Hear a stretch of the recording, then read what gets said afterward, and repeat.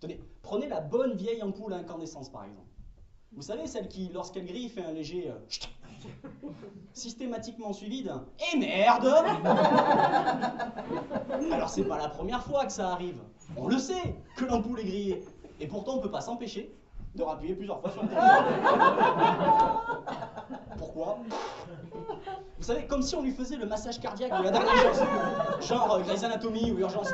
Non, non, on est en train de la perdre. Non, non, non, non. Mon ampoule. Oui, bon, j'en fais un peu trop là. Autre comportement étrange. Pourquoi, quand on enlève notre ampoule grillée du plafond, ne peut-on pas s'empêcher de faire ceci?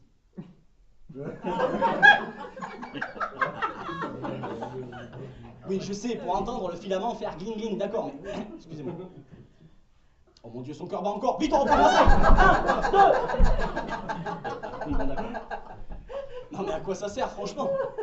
Non, mais enfin, je sais pas, mais c'est comme si, en plein milieu d'un enterrement, tu faisais... Chut, arrête, c'est sérieux. Arrête, je te dis. Stop.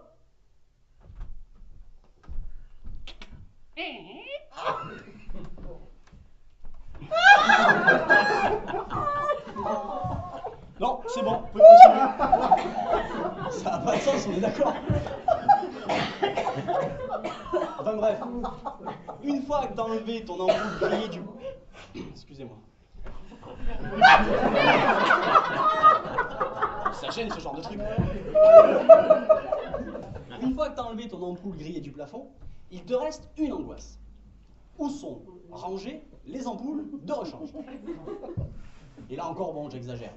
C'est vrai, la plupart des personnes le savent. Sauf si vous êtes comme moi et que vous rangez dans le même tiroir les ampoules neuves avec les grillées. Et vu qu'on sait jamais dans quelle poubelle il faut les jeter, ben on les garde. Vous savez, c'est dans ce même tiroir, en règle générale, où vous mettez les piles. Neuves et usagées d'ailleurs, c'est le même principe. Je fais juste une petite parenthèse. J'aime bien cette partie du spectacle.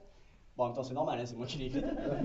J'aime bien cette partie du spectacle parce que ça me permet de démontrer que ce que je suis en train de faire en ce moment, ce qu'on appelle dans le jargon de l'humour d'observation, c'est ce que moi j'appelle l'humour du coude. Qu'est-ce qu'il dit? Je crois qu'il est bourré. Hein? Non, non, vous allez voir. Dans ce genre de sketch, vous avez toujours une ou plusieurs personnes dans le public qui se tournent légèrement vers son voisin ou sa voisine et qui lui fait ça c'est toi tout craché. L'humour du coude. Enfin bref, revenons à mon tiroir. Alors, un manuel d'utilisation de télé, non. Une notice de montage de meubles, non plus. Des piles, des piles, des piles, des piles, des piles. Ah, là les ampoules. Celle-là elle est morte. Ah, celle-là aussi. Oui, j'ai un grand tiroir.